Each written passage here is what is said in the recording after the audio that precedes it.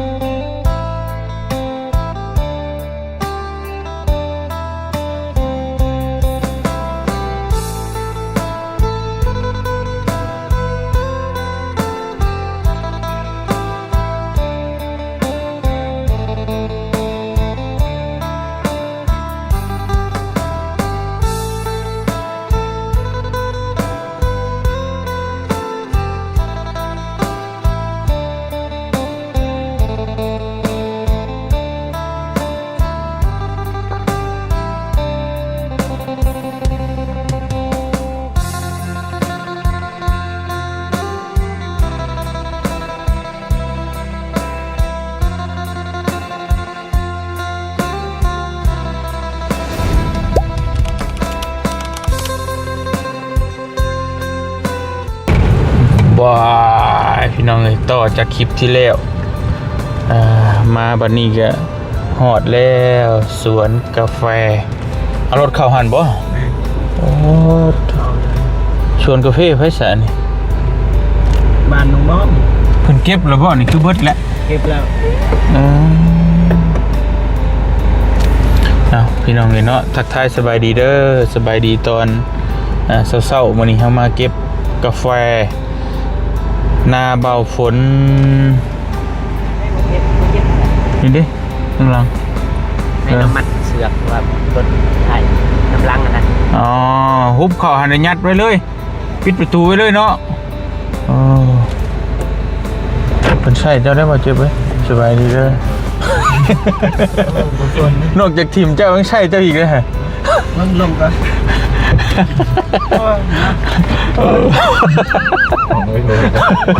โอ้ยเนาะกระบาบดิโดนเทยังบ่พอใส่งานอีกโอ้เขาไปในพุ่นเนาะ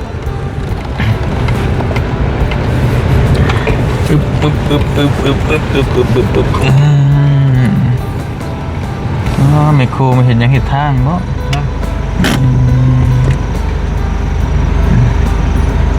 ไปเบิ่งสวนเพิ่นพุ่นแหละพี่น้องนี่เนาะไปโธ่ฮอดแล้วเนาะอ๋อเฒ่าแก่สวนกาแฟเจ้าซะนี่ยิ้มเป็นแป้นน้องหวังดีใจไปมาแล้วให้เลยผู้ชักแงกอยู่ทิมทางผู้น้องบองไม่เลยเป็นไม้ดีไหมเช็คแล้วโทรถามบอกว่าถ้าเบิ้งอีกชั่วโมงนึงก็เห็นคนดูกระบะถามจุดน้องอันนี้พอตื่นปะไม่ป่ะถามพอจะถามจุดน้องอ่ะนะบุมีดอกเปิดเบิ่งก็ได้บุมีอีหลี เปิดเบิ่งรถเปิดเบิ่งบ่ ยังเป็นห่วง ยาได้จ้ะรวยบ่ได้เด้รวยสู้ โอ้เราเฮ็ดเฮือนให้จนแล้วบัดมานำคนใหม่แล้วเสียใจเด้บาดนี่เปิดรถบ่บ่เปิดรถ เปิดประตู บ่มีอีหลีบ่ได้มาอีหลีเห็นดิบ่มี แวะมาได้ไอ้แล้วมาดิม่วน กองเท่ไรบ่เป็นคนเท่นไรกองเท่ไรเสียใจดีนะหั่น จะบ่เห็นบ่ตอนบ่ฝนอยู่บางอย่างแล้วลมนี่บาดนี่พอดีบัดแล่นน้ำอีกคือไปกัดใส่หญ้าหน้า ไปเบิ่งเนี่ยในคลิปแล้วว่าเด้อกัดหยายแต่ก็บาปโอ้ ดีแล้วบ่กัดเบืองเนาะ โอ้ ไปนั่งตูบเที่ยงไปขึ้นก่อน ขึ้นนักแล้วเจอพี่ไรบ่ได้บ่ คิดนักเลย คนใหม่แหละ ห่วงยังผู้เก่า โอ้ ไอ้ไม่ชวนเด้นี่นอนอยู่เที่ยงก็ได้ซ้ำเฮือนน่ะเด้ขึ้นไป บ่ได้เว่านั่นบ่ได้เด้ความรู้สึกเด้ความรู้สึกมันบังคับบ่ได้ อ้าวน้องบ้องไงเด้ นั่นไอ้ตัดสินเอาเองนะไปยังความผูกพันเด้เนาะเป็นโรคกระเดยเต้นเยอะๆกระเจ้าเชื่อมให้ช่วยดังเองว่า บ่ได้มาอีดีบ่ได้ตัว แล้วก็ตกใจกับมันก็ค่ะ ให้เบาน้องถือให้ก็ได้ เสียใจแห้ง เข้าสุดลงฟืน เขาจนแตก ยืนอยู่บ่ไหว ใช่คือมาขึ้นเถียงก่อนละบัด เราสิแก้วเพ เปลี่ยนเบิ่งนี่น้องเดิมนี่ยังเว้นยังบ่เศร้าเดิมดื้อเดี๋ยวนี้ เนมไอ้บ่มาไอ้ดีแต่บ่ได้มานั่นล่ะว่า บอกเอาจังสิคือน้องนี่ก็เป็นแบบคนบ้านเดียวกัน บ่ได้ตัวกระถามก็น้องก็เลยเนาะบ่ได้มา ว่าแบบความจริง ให้จอบ เราบ่ได้นางเลยแค่นั้นห้าบ่เห็นโอ้2อยู่ เอาเลย เรียน มา โยไปลางมีกาได้ตรงนี้ บ่ได้มาดิกันบ่เชื่อก็ถามน้อง ถามเราแล้วบ่ได้ตัว สิประจัดก็ได้ ไปขึ้นเทิงนั่งขึ้นเทิงก่อนเดี๋ยว ฮะ นั่งก็ สแตนด์อัพ ก็คือใครกัน คือนั่งอยู่เทิงจะเห็นเก็บกาแฟนี่นะเดี๋ยวนี้หรืออีหยังก่อนเฮ็ดอะไรก่อนฮะหิวข้าวแล้วบ่กินข้าวกันบ่ กินแล้วพอดี กินข้าวก่อนจังลงบ่ซั่นน่ะ ลงก่อนจะกินเพราะว่าเขากินจะได้อุ่นดอง ลงก่อนจังหน่อยบ่ แม่ จังหน่อยจะขึ้นมากินเนาะ เก็บเขาเดียวก็ได้นะให้พอพี่น้องเอง ถึงเอา2เลยทาง อ้าวก็โทรถามโทรศัพท์ก็มีมันสิยากเนี่ย โตเบิ่ง คนบ่ฮับ บ่ฮับจ้ำแหน่ของแท้ อย่าจะ เอาแล้ว โทร มันเป็นคอนเทนต์เด้อ โทรเหมือนคนเท่นได้ของแท้นะ ของแท้เนาะ คือบ่เจ็บบ่กินนี่แล้วข้างในกล้องอาจจะยิ้มๆอยู่ทางในใจ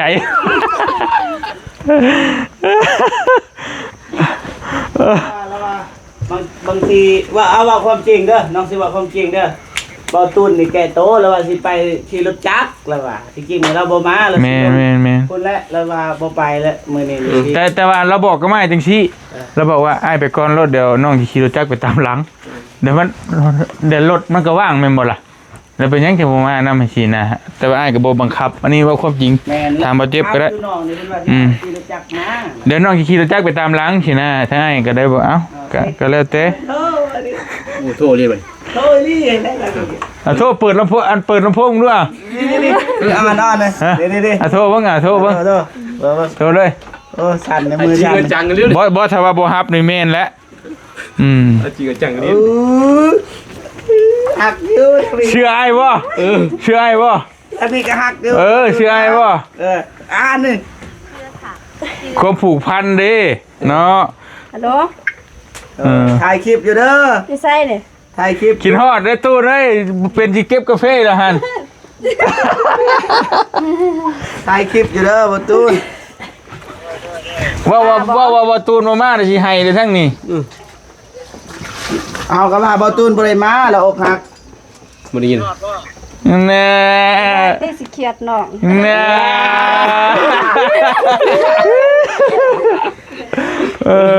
วินาทีนี่เฮาบ่สงสารบ่ตูนบ่ได้สงสารน้องบองเฮาสงสารบ่ฝน มันกลับกันว่าช็อตมัดต่อมัดนะมือคลิปเมื่อกี้นี่ว่าชกชาญว่าตัวแต่คลิปนี้ คนเหมือน อยากดิรักสามเช้าเลยเนาะ ใหญ่เลยมันโอ้ต้องสู้อีโก้บ่ได้บ่ตูนเอาฟังเอาไม้ไกลๆนี่เอาไม้นี่ได้บอก ได้ก่อนตูน นุ่มรถตอกสู้รถวิโก้ไม่ได้ เฮ้ยสู่เขาเฮ้ย ความดี ไปเฮ็ดเฮือนเฮ็ดชาติให้จนแล้วร้องเพิ่นก็คิดเห็นอยู่ดอกที่ บ่คิดแนวนั้น แน่ เกิดบ่จริงเด้เป็นยังเลย บ่มันตามใจว่าตูน ด้วย อ๋อตามใจไปเฮาบ่มีหยังสิบ่เฮ็ดสู่เขาบ่ได้สิบ่ น้องขอโทษเด้อ นะ ขอโทษเด้อที่บ่ได้ฮักไอ้ตูนไปข้างบน เฮ้ยบ่แม่นติว่าให้มันจบติขอโทษเรื่องหยังแน่บ่ ขอโทษที่เรื่องแกล้งไอ้ตูน เรื่องแกล้งให้ตูน แกล้งที่ ขี่รถกับบ่าว แกล้งมันนำบ่ฝนนี้ โดย แน่แสดงว่ามีหวังนะ โอ้ยตัวอีกดิอุตส่าห์เตะหมูลงรถ คนเสียงคนเดียว เห็นอะไรวะ โดยสิมาบ่หรือบ่มา บ่ ว่ากันน้องให้ไปแต่คือไป ให้มาบ่ โดยมา แน่มาเด้อตูนเด้อ จะสิพาจะใส่เล่นเอามาเพิ่นสงสารนี่ลิ บ่ รออยู่กี่ปัญญารออยู่ เมื่อกี้นี่เท่ๆ มาเศร้า โอ้ขอโทษด้วยพี่น้องเอ้ยมันมาหัวอีหยังช้ำเติมอย่างนี้แต่ว่ามันแบบมันบ่จักคำสิเฮ็ดอ่ะนะ ต้องคลิปเลย มันตลกเองไง โดย ต้องคลิปเลย แต่ซ้ำนี่เลยเด้อ บ่ ตามมาเด้อตูนเด้อฉันน่ะเก็บกาแฟบ่ได้เด้อนี่นั่งเช่าอยู่ย่างไปช่องรถได้ช่องแล้วช่องอีกอยู่ใช้บ่ตูนว่ะ คลิปเลยเสียง โอ้ว่ะแล้วบัดนี้ว่ะโอ้ยิ้มแล้วบัดนี้ยิ้มแล้วเมื่อกี้นี่ยังให้อยู่ตาแดงๆยิ้มแล้วบัดนี้ เอาดีเลย คนยิ้มแบบยิ้มแบบสั้นๆเลยปากสั้นเลยบ่เพิ่น จักสิเฮ็ดอะไรเนาะยากเด้อรักสามเช้าเนี่ยมันยากเด้ สุดน้องบอกแล้วสิชัดเจน แม่นชุดน้ำน้องบ้องบัดนี้น่ะน้องบ้องแล้วสิเลือกไผอยู่ในใจนะอยู่ในใจ ที่จริงเลยคันสิเว้าเด้อตามที่เฮาฮู้เบาตูนเฮาก็ฮู้ฮักแท้เลยฮักกันเบาตูนก็ฮักอันนี้ เอาทั้งนี้ก็ฮักแท้ทั้งนั้นก็ฮักแท้เฮ็ดได้บัดนี้ ตามที่เฮาเบิ่งนี่ร้อย อันนี้ก็บ่ได้ว่าผลบ่ฮักแท้นั่นก็ฮักแท้จริงใจเอาแต่ทั้งนั้นก็แต่ว่าเฮา บ่เบิ่น ว่าง่ายจะเฮาบ่ขอก้าวล่วงนะเฮาบ่ขอตัดสินให้ไผก็นี่ไอ้น้องเพิ่นตัดสินเอง บ่ความจริงแน่ มันอยู่ในใจอันนี้บ่แม่นคอนเทนต์นะเป็นเรื่องจริงนะแต่ว่าเมื่อกี้นี่คือเฮาเว้าในคลิปนี่น้องตูนแบบว่าแบบคือแบบมันตามใจแฮงแบบว่ามันคือแบบคือในหนังคือในเพลงเขาเล่น MV เลยนะแต่มันเรื่องจริงอะนะเฮาบ่มีหยังนะมู่ว่ารถวิโก้มาตัดหามันนั่งนึงสิโอ้รู้สึกว่าเตียงรู้สึกว่าสงสารดิเมื่อกี้นี่แบบว่ามันตามใจเฮานะนั่นแหละไอ้เฮาบ่มีหยังคำนี่มันจุกเลยนะโอ้สู้เขาบ่ได้เลยจังว่านี่นะ แต่ว่าบ่คือในนางเขาลินคือจริงจังแต่ว่าในหัวแน่อันนั้นแน่ แม่น้องเพิ่นก็อดยิ้มเว้าแต่ในใจลึกๆเฮาก็ฮู้อยู่ว่ามันบ่ ในหันน่ะ บ่เมื่อยเด้ เป็นกำลังบอก ไปเก็บกาแฟมูดู ไปแบกแนวใส่เบาเมฆบ่ได้เด้ตีกัดเลยบ่ได้เบาเมฆบ่ได้เมื่อบ้าน บ่ได้ดอกเพิ่นบ่มีน้องเมฆนะ อยู่ใส่โอ้มาข่วงนี่เนาะ ไปลง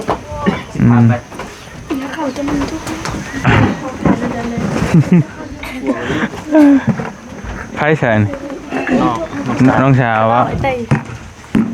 ปราบใดที่ยังบ่เข้าภาคควัน ทุกคนย่อมมีสิทธิ์ เอาอีกแล้วไอ้เตียงยังไม่ทันจบ มีโอกาสบ่เฮาก็ต้องให้กำลังใจไปทุกคนแม่นบ่ล่ะพุ่นเฮาก็สงสารอยู่พี่เฮาก็อีตนเด้ซะเนาะ อายเลย ไปผู้นี้ก็มักผู้นั้นก็มักกันนะเฮาสิเฮ็ดจังได๋บัดนี้เฮาสิเอ้ามันก็อีตนบ่ได้สองคนน่ะนะโอ้ยไปบ่ได้มีทางติเนาะโอเค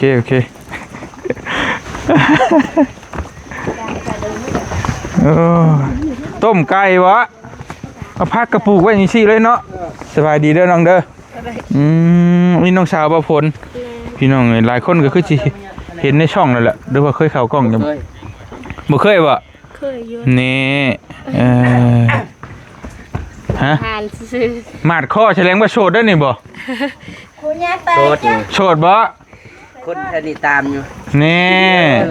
แสดงว่าน้องเมฆมีชิงได้แท้นี่ได้บ่ลุงได้อีกอย่าได้เจ็บอะไรก็ เจ้าซอง เจ้าบ่ได้แล้วเจ้าผู้นาผู้ใดเฮียแล้วพุ่นมือกระทังรุดมือแล้วพุ่นเอาที่น้องเดิมมันแหละ เบิ่งนี่เมฆนี่เป็นแม่บ้านแม่ชีเลื่อนได้นี่ เก็บผักกินหยัง บ่มีผู้ชิงอายุจักปีก็น้อง ซอสอง จะ2ชื่อหยังก็ สลัดเผ็ด สารเพ็ด สารเพ็ดดีแต่บ่สารพัดขอโทษเด้อบ่ยอกเด้อ สารพัดกระบวน สารพัดกระวนกระวายโอเคเอาตัดคลิปอยู่นี่แล้วจ้ะน้องเมฆตัดคลิปอยู่นี่แล้วนี่แหละแม่นเลยบ่เมฆคันบ่เห็นขึ้นไปอยู่เทิงก็ได้ขึ้นไปอยู่เทิงเลยก็เห็น หอชมวิวบ่น่ะ นั่นน่ะขึ้นไปชมอยู่เทิงแล้วถ่ายคลิปอีหยังกับบ่คน โอ้ยเนาะ มาบัดนานี่แต่งงานแจ๊บ บ่พอว่าอำนาจให้ลืมไปก่อนนะเรื่องนั้นโอ้ยเดี๋ยวสิบ่มีกำลังใจเก็บกาแฟบ่พอว่ามันก็จะครบป่ะครบเก็บครบบ่ ต่อเอาท่านผู้ชมให้กำลังใจเดิมๆนี่นะครูเกี่ยว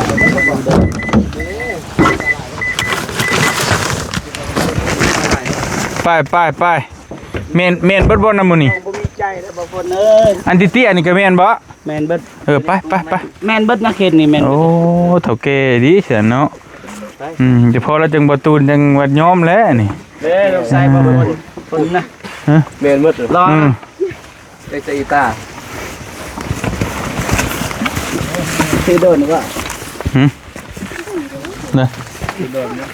ได้โอ้ไปคุย พี่น้องเอ้ยเนาะลิตรพิโลดีนี่ปัดสวนกาแฟ นี่เป็นไปคุยอยู่นี่หน่อย โอ้อันนี้จักปีนี่2 ปีฮะปีปลายนึงคือไว้แถวเนาะปัดโถ นี่สิ โอ้โถลอยดีเถอะนี่นี่แหละบ่ลืมหรอกพวกนอกนี่มาซอยเดี๋ยวมาซอยเชียร์เนี่ย บ่นี่แต่พุ่นแต่ปลูกต้องทำปีลังน้อง เพิ่นมาช่วยบ่ แม่ โอ้ แม่มาหับจากแม่ อันดีเอาเลยเสียพี่น้องนี่เนาะ มีทางรถเนี่ยเตียงมาทางนี้ขี่ได้เลย ได้อยู่แล้วแต่ว่าหมู่ตันเฮาไว้ได้ซะเป็นย่างๆเอาเลยไล่วิวธรรมชาติเด้อคนบางคนสับสนกระวนกระวายยังไม่จบอีกดิ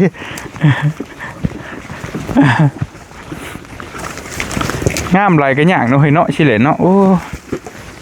มีแต่คนมัก คือบริษัททอดปูคนแหละ ปัดชัวปัดชาวนาแลนกอดผู้นั้นแลนกอดผู้นี้อยู่มีไฟชนใจแล้ว เบิ่งคลิปไปได้เอาอีกจ้ะบ่หยอกเด้อนะเด้อ มองก็กดไลน์ได้ใน Facebook เลย อ่า แต่ว่าเบิ่งยอดวิวบ่เห็น โอ้นี่บ่ ไปเก็บบอลมันสุก โอ้ นี่เก็บได้ กำลังงามเบิ่งเอาเลยนี่นี่นี่โอ้พอดีงามเลยพี่น้องเอ้ยป๊อดโตดกแท้นี่ป๊อดโตแต่ว่าก็เก็บเลยนี่หอบนึง ป๊อนี่ละกกนี่พี่ป๊อดโต ไปน้องฮัน ดกคักจะดีแล้ว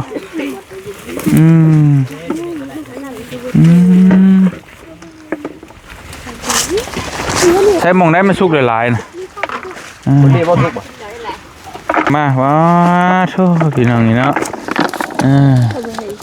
โอ้ไพ่ไวกูกันเบิ่งกันกระเดยเนาะน้องกระเดยนี่ติ่งหนึ่งน้องบองนี่ยังมีความคิดในใจอยู่ก็เลยแบบใจลอยอยู่นึกเธอกระปิดหมักดิบไปน้ำโอ้พี่น้องนี่เนาะโตฝุ่นคักฮอดอันน่ะอันบาฝนฮอดใช้ก็ชวนพูดหดทุดีแดนกับสวนเบาเจ็บอยู่ชวนมาเจ็บกูอยู่พี่บ่บ่แม่นไปเบิ่งกันได้บ่ได้สวนเบาเจ็บพ่นอยู่ทางผู้ใต้ผู้มีกันผู้โอ้แต่ว่าเบาเจ็บบ่ได้เสียหยังมันเลยบ่อยากเห็นบ่ส่วนเบาเจ็บเองคนเดียวอ่ะเป็นเองเสียหยังเลยบ่งามลอยเด้อเนาะได้หุ่นประมาณ100 ไร่ประมาณ100 ไร่แม่โอ้สิไปตาเฒ่าแก่ชวนกาแฟได้แซ่นี่เฮ็ดบ่ค่อยงานซื้อไว้เนาะบ่ซื้อเฮ็ดก่อนดินเท่าไรชื่อบ่เดียวนี่จังหวัดแต่100ปลายท้อง100สมัยประมาณซื้อไว้เห็นบ่100ปลายจะมาปลูกแล้วเทื่อนึงปลูกแล้วก็ปลูกใหม่อีกตายเบิดโอเคที่ดินน้องเมื่อก่อนมีอยู่ที่ดินเรามีอยู่ว่าผู้สาวมันบ่ทันมีเอาอีกแล้วจะลองเลยจะสิเก็บกาแฟนี่สิใช้หมากดกซะเถอะคนสุกกันโอเคเดี๋ยวไปเบิ่งหม่องมันดกๆพี่น้องนี่เนาะเดี๋ยวว่ามันสุกหลายคันว่ามันสุกมันเส้นแบบคือมันดกเอาเลยเพราะมันแบบมันงามแฮงงามหม่องใดพี่น้องเอ้ยงามหม่องที่ว่าอันมันต้นน้อยๆแต่ว่าหมากมันดกเก็บให้มันแล้วจะนี่ก่อนอันนี้จักปีฝน2 ปีเฮ้ย2 ปีได้เก็บเลยมันก็ปีปลายตัวนั้นตัวนี้ปีปลายแล้วก็ตัวนี้ปีเดียวโอ้ง่ายดิตัวนั้นอีกตางอีกเป็นลองจนแดนกับบ่เจ็บกันติดกัน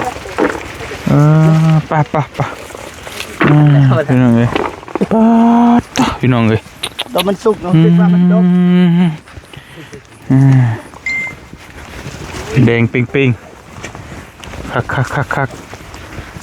บ่ได้เอิ้นบ่าวฝนแล้วบัดนี้เสียฝนโอ้เสียฝนชาแนลตัวเป็นยังไงอะโวคาโดบ่ตอนนี้อะโวคาโดบ่โอ้พี่น้องเอ้ยสบายมีเส้นทางไปโอ้โตพี่น้องเอ้ยป้าพี่ลุยเลยน้องบองนี่บ่เบิ่งเส้นทางเลยยังเบิ่งงวกหลังอยู่พุ่นเลยเบิ่งหลังคือกันเด้เบิ่งส่วนบ่เจ็บมันบ่พี่น้องเอ้ยเนาะเพิ่นเฮ็ดแนวนี้เนาะเก็บกาแฟนี่น้องบองถ้าบ่เตียงบ่คิดว่าเตียงนี่สิแม่นจังซี่ลองมั้งไงฮะลองมั้งเริ่มเข้ามาไอ้เก็บนะไอ้คิดว่าสิเก็บจังซี่ได้จังซี่คือกันนั่นแหละเบิ่งนั่นก็ได้แต่ว่าเขาไว้เด้มันแบบซี่มันจะคิดได้จักโลมือนึงเนาะเก็บไปสินะแต่ว่านี่บ่ได้พี่น้องไอ้สิใส่ทีละโอ้คัก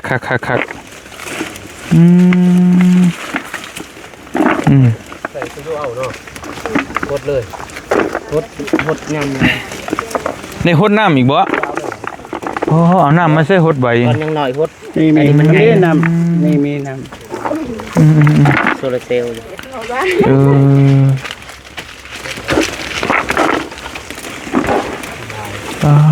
ตัวพี่น้องเลยคักเห็นแล้วก็คันมือหัวเตียงกันแดงคักแท้หมักดิบติดนะมัน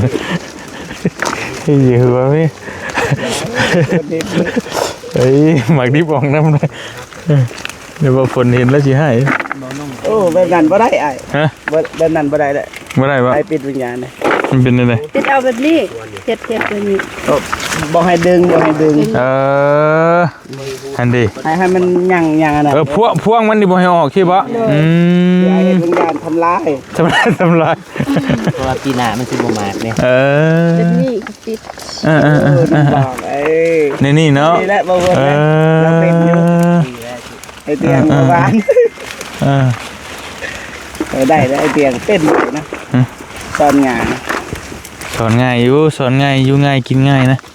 แต่ว่ากินแต่ของอยากได้เลยของไม่อยากก็กินจะได้แซ่บกินเลยบอกนุ่งมื้อนึงได้จักสอบอ่ะฮะมื้อนึงเก็บแบบนี้ให้ไอ้เก็บนี้แม่ชอบนึงบ่ได้แม่นบ่ได้บ่โอ้คันไอ้เก็บสำนันสอบนึงบ่ได้อยู่บ่ได้สอบนึงไปเก็บบ่7คู่8คู่เลยชอบพุยเฮานี่เลยบ่ได้บ่สอบ50โลนะสอบเขานี่แต่ว่าถ้าคนไวนี่ได้3สอบบ่เฮาเก็บไปโดนๆเฮาหาสิไว้เองได้เนาะอันนี้มันใหม่เลยค่ะมันสิสปีดกว่านี้อยู่จนลายกาแฟพี่น้องนี่บ่ได้คันว่ากาแฟบริษัทได้มันไวเลยเขาบ่เห็นเจ้าของสวนมันสิบ่ไอ้ต้นซีดได้เนาะยาเนาะยานี่บ่กล้าชิมเลยซะป้าตัวพี่น้องในทางนี้ใส่ตุบตับอยู่คักงามป้าพี่น้องเลยนี่ต้องเดิมก็ได้เก็บหมากไว้เด้เป็นปลูกต้องเดิมเป็นยังไงบ้างน้องเดิมน้องสาลีเลยเก็บเป็นเนาะพุ่นน่ะป้าน้องเดิมเบาเจ็บก็ไวคือกันได้นี่ได้ให้ว่าแล้วคนเพิ่นอยู่พี่เนาะคนเพิ่นอยู่พี่นี่เพิ่นเป็นเบิดนั่นน่ะพี่น้องเอ้ยเพิ่นสิฮู้จักวิธีเก็บแต่บ่เตียงนี่บ่ได้แล้วนี่บ่ผ่านแล้วนี่ลกออกมาเล่นนี่คือวิธีเก็บมันก็มีอยู่ได้พี่น้องเอ้ยถ้าว่าขวัญมันแบบนี้นี่เอาออกเบิดเลยสิบ่ได้เนาะแม่นบ่ได้อันนี้บ่ได้บ่ผ่านน้อยเดียวนึงมันก็บ่ลุบบ่จมนะเห็นว่าก็ถ้าต้องเอาแบบนี้เนาะต้องเอาแบบนี้ได้เนาะเห็นมันยังมีควันนี้คือแบบนี้ก็ใต้โอเคนะเห็นแล้วปีหน้ามันก็ออกได้นี่อีกเนาะพอเฮาเก็บแล้วก็ฮอดนี่มันก็แตกดอกในนี้บ่จนปิดแล้วเตรียมดอกตายพี่น้องเอ้ยด้วยเนาะอีหลีเป็นอย่างที่แบบว่าโอ้มันเป็นแบบนี้เรื่อยแท้แล้วเฮ็ดเบิดดินนี่โอ้เสียฝนชาแนลบุการแน่นหนาเลยเสียฝนรอใต้โอ้อย่าไปฮอดพุ่นเถาะอย่าไปฮอดว่าพุ่นเถาะมื้อเช้านี้นั่นบ่น้องบอกบุการแน่นหนาเลิศมีไปอายอกหักหลายเดือนต้องพ่นแก้แค้นด้วยนี่แหละความดีมีตังค์บ่เกี่ยวกันได้บ่เกี่ยวได้มีตังค์กับความดีมันแยกกันได้แยกชวนกันความดีคือความดีแม่นมีตังค์ก็มีตังค์ลุ่มก็เก็บได้นี่เก็บมันเฮียสิได้เก็บบางคนสั่งนะเก็บมาเด้อสั่งได้สั่งแล้วเพื่อสิได้อันนี้ก็มันง่ายเนาะให้มันล้นถิ่นมาก1 2มากก็เหลือค่ามาก1ก็มากละพันโอ้มากละพันบางคนเนี่ยไผบ่เคยเก็บนี่มาเบิ่งคนบ่เคยเก็บนี่พี่น้องไอ้สิฮู้เลยนี่คอยปิดอยู่เก็บเก็บด้วยล่ะเก็บด้วยค่อยเอานี่พี่น้องนี่เนาะได้มือ1คู่1ก็ได้แล้วนี่เบาประมาทแล้วมือละคู่เบาอะไรกัน อันนี้บ่เสือ ได้ คือมันต่ เพราะว่ามื้อหนึงน่ะเผื่อมันสิเบิดมื้อมันก็บ่ได้ง่ายไดไล่ตั้งแต่ 6:00 นถึง 6:00 นแลงเนี่ยเอาโลดเลย 2 ชั่วโมง มันบ่ง่ายๆไดว่าสิย่างช้านี่ก็ได้เครื่องกระสอบ ได้คู่หนึงนี่น้องเทพจันทร์นี่ แต่นี่มายังบ่ได้ฮอด10 นาทีนี่แล้วก็ได้หลายเติบเลยนี่ว่า ได้ลูก ประมาณแล้วเด้อ คู่7โลเองคู่6โล นี่เบิ่งคนเก็บเป็นสิทำนองนี้พี่น้องเนาะป้าเด้อมืออาชีพ สลีก็เป็น บ่มีหล่นได้ทั้งพื้นนี่ก็บ่มีหล่นอีกพี่น้องนี่เนาะโอ้คักเรื่องสุกลายได้นี่เก็บน้ำประทันได้ซะหน่อยนี่เนาะ บ่ลักบ่ใส่เพิ่น โอ้มีคนรักพร้อมติ ำตอนเบาฝนบ่นอนมันไปเบิ่งคือเมื่อคืนนี่ก็บ่ได้นอนไปนอนอยู่ อ้าวพอนั่นได้พ่อแม่ไอ้น้องได้ซะ ก็แม่บ่สบายก็เลยไปการนอนอะไรพวกน้อง มีแต่น้องแล้วตินอนก็คือเก่าได้นอนอยู่เถียงผู้กาแฟพี่น้องเนาะ ว่าท่านมานอนก็เปิดไฟอย่าหันโทรโจรก็จาดแน่น่ะ โอ้เพิ่นนอนเนาะตอนดึกๆมาเนาะ คันฝนมานอนนี่เลาะท่านมึงข้างนอกข้างใน ยันว่าสมมุติว่าคนมันอยากรักขนาดพี่น้องเอ้ย ต่างเด้เราเฮ็ดวิวอยู่ไปเห็นอยู่ต่ำเนี่ยต่างเห็นอยู่งอกชื่อ เห็นกลางคืนบ่เห็น ชื่อโดนอันนึง คือเขาก็ต้องไต่ที่ไผ่เนาะเขาบ่เห็นนี้หมากมันเนาะ โอ้เพราะนั้นบ่ไต่ พูดด้วยบ่ แต่ว่าเพราะว่าเขาหับซื้อมากดิบเขาก็ซื้อเขานั่น พูดเลย นี่ไว้น้องก็เลยสุดยอด ไปเบิ่งเบิดแล้วบ่จัก บางทีย่างบ่อยากคุยมันอยู่นี่ว่าสิลองกิน น้องบองก็ไว้ได้พี่น้องเห็นเนาะของแท้ ของแท้ว่า ขนาดว่าจิตใจยังบ่นั่นได้ยังร้อนลุ่มอยู่ได้นี่นะ เบิ่งเด้คนกาแฟจะได้คิดใส่บ่ตูนนะฮักก นี่ ย่านบ่ ไปคิดนั่นรถฮักก็กาแฟกันบ่ได้เด้ติเอาคอยไปฝนเลยคอยทำคะแนนไป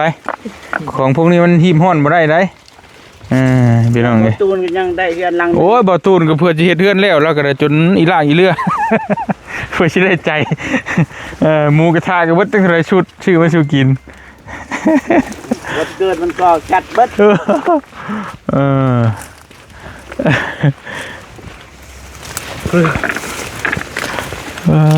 ก็ไปพี่น้องเอ้ยงามคักโอ้เอาจวดโอ้น้องหานมีแต่คนไวๆเลยพี่น้องนี่เนาะเจ้ากกมันต่ำน่ะเก็บง่ายเนาะพี่น้องเอ้ยบ่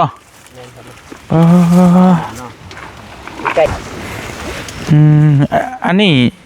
เบิ่งตามเบิ่งนี่เก็บได้แล้วนี่เนาะเก็บเท่านึงเลยบ่พี่น้องเอ้ย คืออันนี้บ่ได้เก็บคือเต็ม ตัวนี้บ่ได้เก็บนี่ป๊าดพี่น้องเอ้ยมันคือหมากอีหยังบุแถวบ้านเฮานี่เป็นพั่วอยู่คือหมากเมาบางอย่าง โลคันว่าอีละแสนปลาย200,000 บ่ อีละ200,000โลนึง ไล่เอาจักโล ไปมีกาแฟแถวนี้รวย ปักซองเรื่อยมะละกอนั่นก็มีทำสิกิน พี่น้องเอ้ย โอ้โห โอ้ยหัวเตียงก็เด็กคิดจะลงมาอยู่ลาวใต้ได้บ่ ซื้อกินไว้เนาะ มันน่าจะมีเงินซื้อ มาสิซื้อให้ โอ้โห ซื้อกล้วยนะ แม่นแน่คือมันตึกๆคือแต่ก่อนคือว่าฝนว่าวนี่เดี๋ยวนี้คือสิใกล้บ่ได้ดอก โอ้เดี๋ยวเขาเสนอซื้อบริษัท แม่นบ่ง่ายดอกแต่คือตะกี้อาจจะแม่น ซื้อ1บริษัทเสนอซื้อ ก็พี่น้องเอ้ยงามแท้นี่โอ้ยคัก บ่พนซ้ำบ่น้องบอง เอาอีกเลยอย่านะกินข้าวเที่ยงบ่แซ่บเลยพี่น้องเอ้ย ครับดีประมาณจักโลนี่ จังหวะ ต้องมีวิชาการ บ่บนมีแต่บ่เคยมาเก็บนะตัวนี้มันสิออกคือกันในอ่าง2 โลกว่าปีหน้านี่ใหญ่กว่านี้มันสิยาวอีก นี่เป็นอันนี้เนาะพี่น้องเอ้ยนี่เริ่มเป็นดอก จะปีนี้2 ปี บ่นี่2 ปีน่ะ นี่ปีหน้าตอนนี้หมากมันเท่านี้ คัก ที่ปีหนาพูดมันสิมากแต่อันนี้มันคือมันท่วมตั้งแต่2 ปีเลย คักดีแล้วนี่ป้าโตเอ้าพี่น้องเอ้ยเนาะเบิ่งมันมุมแคบๆอับๆแบบที่มันคือสิบ่เห็นคักปานใดเดี๋ยวบ่เตียงสิเอาโดรนไปบินให้พี่ให้น้องเบิ่งเด้อพี่น้องเด้อว่าสวนเบาฝนต้นกาแฟเนี่ยมันกว้างมันหอมจังได๋แบบวิวทิวทัศน์แบบนี้อยู่เขตนี้มันเป็นแบบใดพี่น้องเอ้ยเดี๋ยวไปเบิ่งไปชมนํกันเนาะมื้อนี้ก็พาน้องๆเพิ่นมาเก็บกาแฟอยู่สวนเบาฝนพี่น้องเอ้ยก็ยามพี่ก็ได้เสีย เสียฝนได้ต่อไปนี่พี่น้องนี่เนาะก็บ่ฝนเพิ่นหาน้องเพิ่นมาซอยก็เก็บต่างว่าต่างซอยต่างหานะพี่น้องนี่เนาะเพราะว่ามันกระสุกบ่หลายค่อยเก็บค่อยหยังไปนั่นแหละแล้วก็เลี้ยงข้าวเลี้ยงน้ำน้องเพิ่นว่าซั่นพี่น้องนี่เนาะบ่เตียงก็เลยมาถ่ายบรรยากาศให้พี่ให้น้องได้รับได้ชมวิธีการเก็บกาแฟมันเก็บแบบใดที่พี่น้องอันส่งกินแล้วก็ไปสั่งกินในAmazonน่ะต้นมันมาจากไสมันเป็นแบบใดนี่แหละคือต้นมันพี่น้องเนาะแล้วก็นี่หมากมันมันเป็นอันนี้แล้วเพิ่นต้องเอาไปตากแห้งต้องเอาไปคั่วไปหยังอีกเนาะผ่านกรรมวิธีต่างๆแล้วก็เอาไปบดไปหยังอีกได้เพื่อจะได้ส่งเพื่อจะได้กินนั่นได้มันก็บ่ง่ายอันนี้เพิ่นเอิ้นกาแฟหยังก็บ่เพิ่น กาแฟภาษาเฮาบอกกาแฟกัตติมอลาว กัตติโมโอ้มันมี อาราบิก้าบ่ มันมีหลายสายพันธุ์เนาะชาวบ้านเสียงรวมๆกับที่นี่แต่นี่ก็มีกับพันตา